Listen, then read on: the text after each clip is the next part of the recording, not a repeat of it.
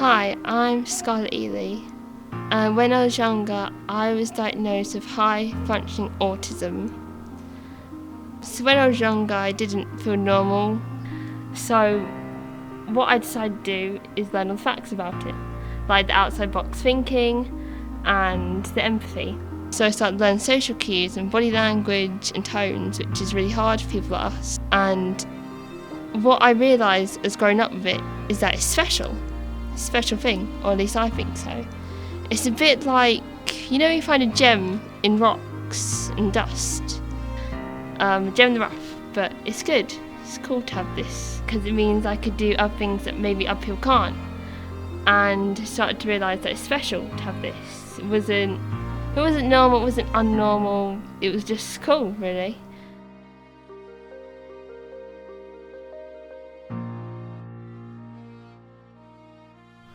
Hi, my name is Prithvi Kumar, and this is my life story. Growing up autistic has been one of the best blessings of my life, but also I get nervous, but I cope with it. I'm really into filmmaking and video production. Hopefully I can make my mark as a good filmmaker. Growing up, I was particularly left-wing, but since I got older, I made myself right-wing because I feel this country could be better, and I'm a proud British patriot like everyone else, and I put my God first in every day. Thank you, Jesus, and cut.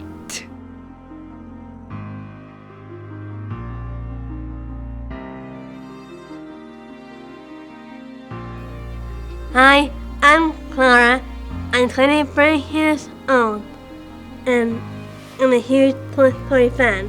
To me, I think autism means friendship. Since Toy Story franchise, I've learned about friendship. Take it as my two family pet cats, Smokey and Boom, for example. And when Smokey first joined me and my Pierce family, he loved me and my Pierce family so much and felt like our Pierce family home was his spot. But when Boo arrived, Smokey was feeling jealous, because some of my Pierce family members loved Boo more than Smokey, which made Smokey feel left out and jealous. But overall, as time passed on, the two Pierce family cuties, Smokey and Moo, officially became best friends. That's all for me, partners. So long.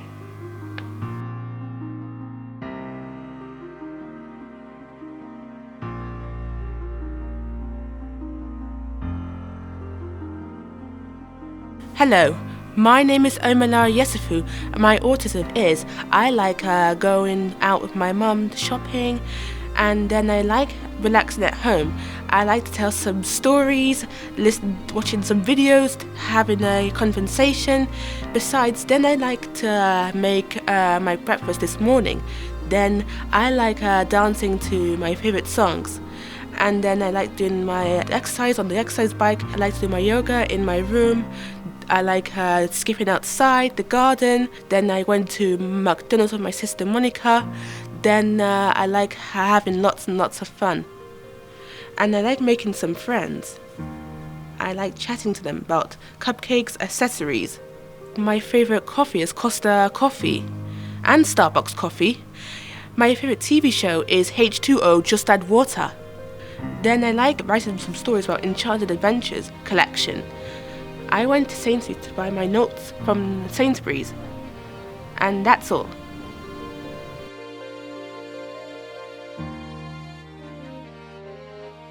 Okay, my name is Mason Roseman, and I'm gonna say what it is I like about autism. Now, autism can sometimes make you feel happy and excited, allows you to think things through, and sometimes make you feel a bit nervous about what it is you have to do. No matter how big it gets, it might slowly just lowers your confidence a bit. But it's just a matter of learning how to overcome all that by not getting too nervous or anxious, and to communicate with those who will help you the most. That's it.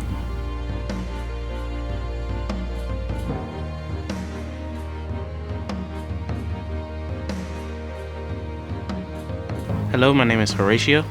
I like playing video games and spending time with family.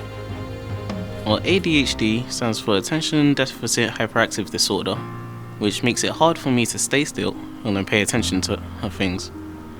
But it makes it more interesting when it comes to playing games and figuring out things like puzzles, because it means I'm always thinking of something random, which is good for conversations as well, and it's good for just making friends. I think the biggest misconception is that we just never pay attention into anything someone says, and it often gets confused with autism with how similar they are. It is true that ADHD is similar to autism, and people with ADHD do tend to get distracted easily, but under it all, with enough practice, it is easy enough to focus on one set of things one at a time.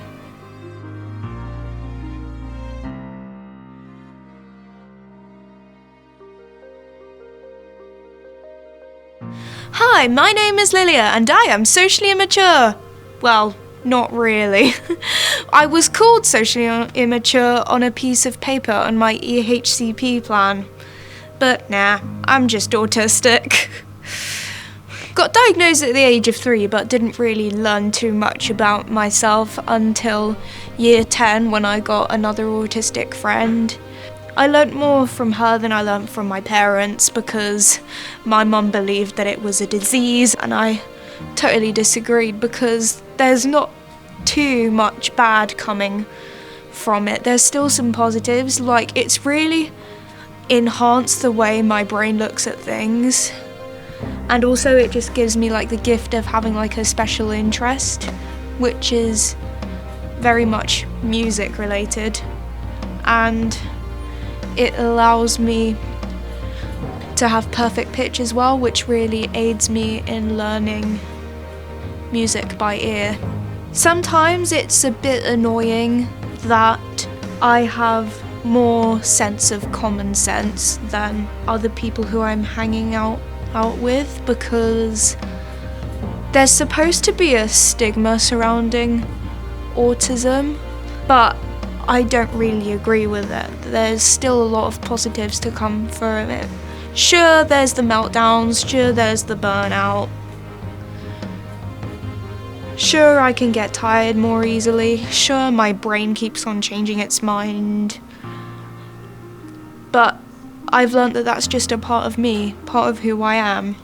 And I'm just embracing it whenever I can. Also, another thing.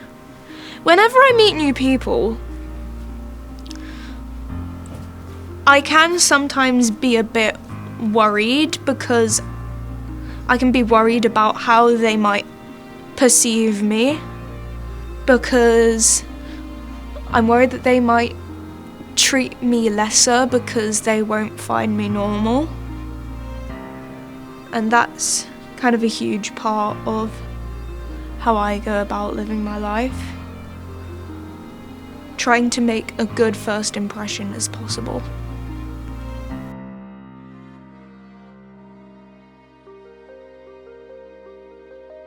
We can learn also a lot from them. I think that is the most important part.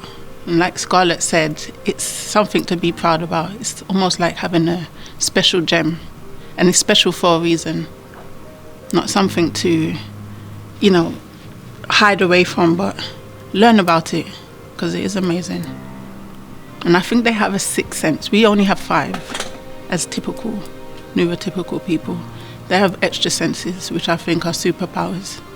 It's the outside of the box thinking that we as neurotypical people may not have. We can pick up where the other may have limitations.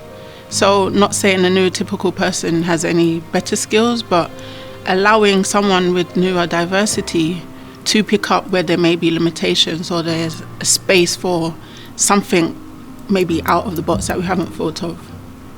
So further initiative or innovation, should I say. They can teach us a lot, more than we just can teach ourselves, but incorporate what they know and how they feel their experiences can help us to maybe humble ourselves, but learn more about ourselves as well.